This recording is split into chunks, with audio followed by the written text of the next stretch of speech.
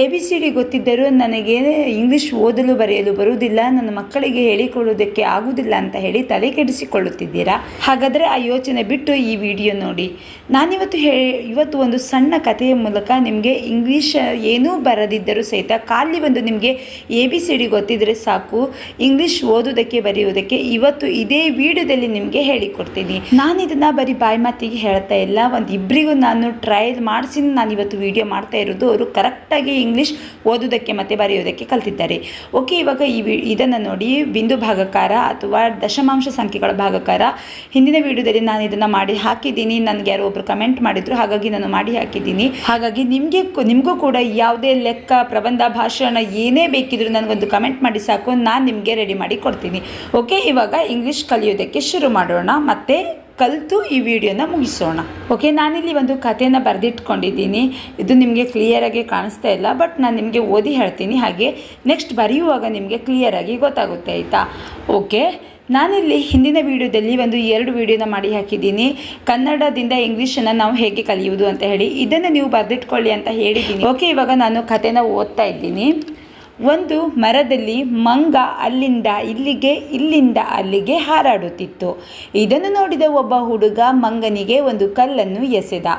ಇದನ್ನು ನೋಡಿದ ಮಂಗ ಭಯದಿಂದ ಓಡಿ ಹೋಯಿತು ಅಂದುಕೊಂಡಿರಾ? ಖಂಡಿತ ಇಲ್ಲ. ಬದಲಾಗಿ ಮಂಗ ಇನ್ನಷ್ಟು ಜಾಸ್ತಿ ಮಾಡಿತು ಮತ್ತು ಇವಾಗ ಆ ಮಂಗ ಈ ಹುಡುಗನ ಹತ್ತಿರವೇ ಜಿಗಿಯಿತು. ಇದರಿಂದ ಆ ಹುಡುಗನೇ ಹೆದರಿ ಓಡಿ ಹೋದನು. ನಂತರ ಮಂಗ ಮರದಲ್ಲಿ, ಹುಡುಗ ಮನೆಯಲ್ಲಿ. ಓಕೆ, ಇವಾಗ ಇದನ್ನು ಇಂಗ್ಲೀಷ್ನಲ್ಲಿ ಹೇಗೆ ಬರೆಯೋದು ಅಂತ ನೋಡೋಣ. ಓಕೆ, ಒಂದು ಓ ಹೇಗೆ ಓಗೆ ಕನ್ನಡ ಅಕ್ಷರದ ಓಗೆ ಇಂಗ್ಲೀಷ್ ಆಲ್ಫಾಬೆಟ್ನ ಓ ಬರಬೇಕು ಅಲ್ವಾ, ಸಿಂಗಲ್ ಎ ಬರಬೇಕು. ಒನ್ ಅಂದರೆ ಎನ್, 0 ಬಂತು ಅಲ್ವಾ, 0. ಲಿಪ್ಸ್ ಓಪನ್ ಆಗಿ, ತುಟಿ ಓಪನ್ ಆಗಿ ಮೂಗಿಗೆ ಹೋದರೆ ಎನ್ ಅಂತ ಹೇಳಿದೆ. ತುಟಿ ಕ್ಲೋಸ್ ಆಗಿ 0 ಬಂದರೆ ಎಮ್ ಅಂತ ಹೇಳಿದೆ. ಇಲ್ಲಿ 1 ತುಟಿ ಓಪನ್ ಆಗಿ ಮೂಗಿಗೆ ಹೋಯ್ತು ಅಲ್ವಾ 0, ಹಾಗಾಗಿ ಎನ್ ಬರುತ್ತೆ. 1 ಆಯಿತು. ಇವಾಗ ದೂ ಬರಬೇಕು, ದೂಗೆ DU ಬರಬೇಕು ಅಲ್ವಾ, ಹಾಗಾಗಿ 1 ONDU. ನಂತರ ಮರದಲ್ಲಿ MA ರ RA ದ DA ಲಗೆ ಲ ಒತ್ತಕ್ಷರ LLI. ಮಂಗ MAN ಮಂಗ GA. ಅಲ್ಲಿಂದ ಇಲ್ಲಿಗೆ, ಅಲ್ಲಿಂದ ಅಲ್ಲಿಗೆ LLI ಇಂದ NDA. ಅಲ್ಲಿಂದ ಇಲ್ಲಿಗೆ EI ಲಿ LLI ಗೆ GE.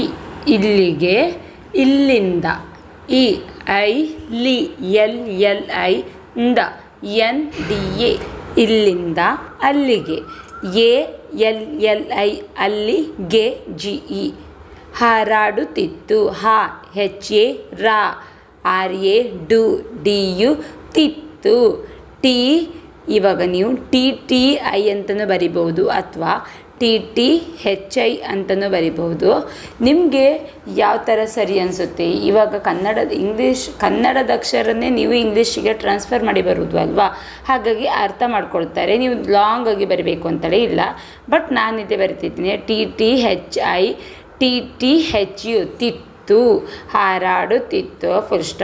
ಫುಲ್ ಸ್ಟಾಪ್ ಆದ ನಂತರ ನೀವು ಮತ್ತೆ ಕ್ಯಾಪಿಟಲ್ ಲೆಟ್ರಿಂದನೇ ಶುರು ಮಾಡಬೇಕು. ಇದನ್ನು IE ದ DA ನು NNU ನಕ್ಕೆ ಒತ್ತಕ್ಷರ ಇದೆ ಅಲ್ವಾ, ಹಾಗಾಗಿ ನೋಡಿದ NO ನೋ DID ದ DA ನೋಡಿದ. ಒಬ್ಬ ಕನ್ನಡದ ಓ ಮತ್ತು ಓ ಎರಡಕ್ಕೂ ಕೂಡ ಇಂಗ್ಲೀಷ್ ಲೆಟರ್ ಓ ಬರಬೇಕು ಅಲ್ವಾ, ಸಿಂಗಲ್ ಓ ಬರಬೇಕು. BBA ಒಬ್ಬ.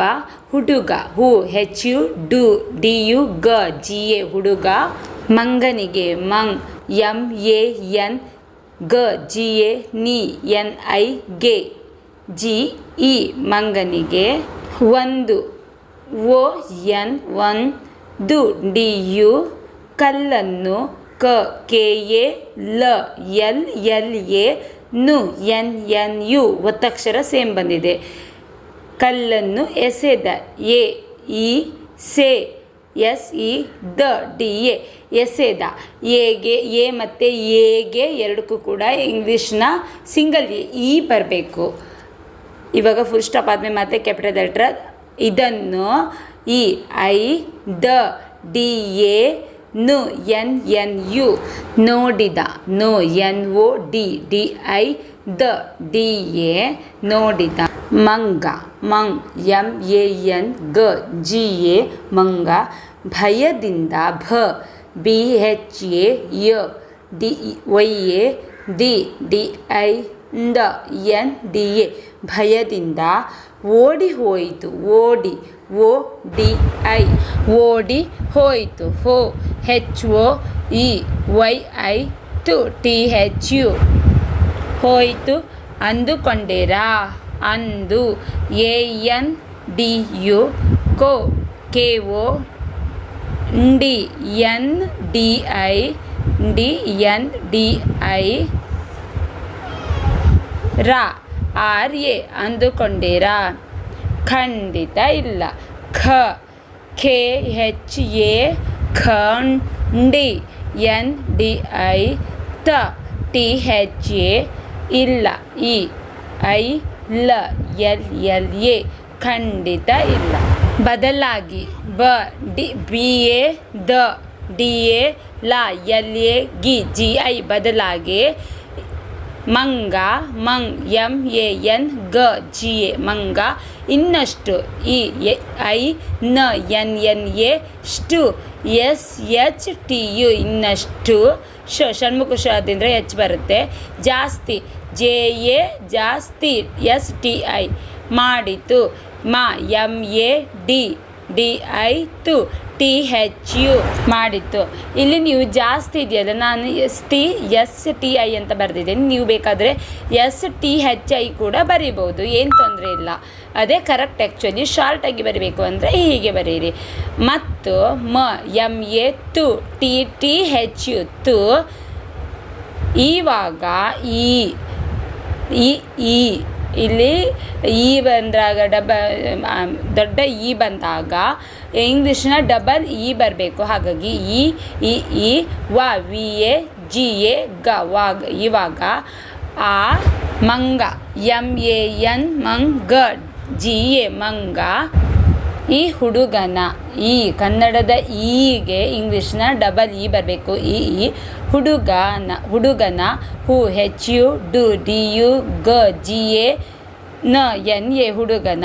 ಹತ್ತಿರ HA TTHI ಹತ್ತಿರ RA VE ಹತ್ತಿರವೇ. ಇನ್ನಷ್ಟು I ನ NNA ಷ್ಟು SHTU ಇನ್ನಷ್ಟು. ಹತ್ತಿರವೇ ಇನ್ನಷ್ಟು. ಜಿಗಿಯಿತು JI GI YI THU ಜಿಗಿಯಿತು. ಇದರಿಂದ I the DA RI the NDA ಇದರಿಂದ ಆ ಹುಡುಗ. AA ಹುಡುಗ. ಹು HU DU GA ಹುಡುಗ. ಹೆದರಿ HE ದ DA RI ಓಡಿ ಹೋದ. DI ಹೋದನು. HO ದ DA NU ನಂತರ NTHRA RA ಮಂಗ. ಮಂಗ್ MANGA ಮಂಗ. ಮರದಲ್ಲಿ MA RA the DA LLI ಮರದಲ್ಲಿ. ಹುಡುಗ HU DU GA ಹುಡುಗ. ಮನೆಯಲ್ಲಿ MA NE YA LLI ಮನೆಯಲ್ಲಿ. ಇನ್ನಷ್ಟು ವಿಡಿಯೋಗಳಿಗಾಗಿ share, comment and subscribe. Thank you.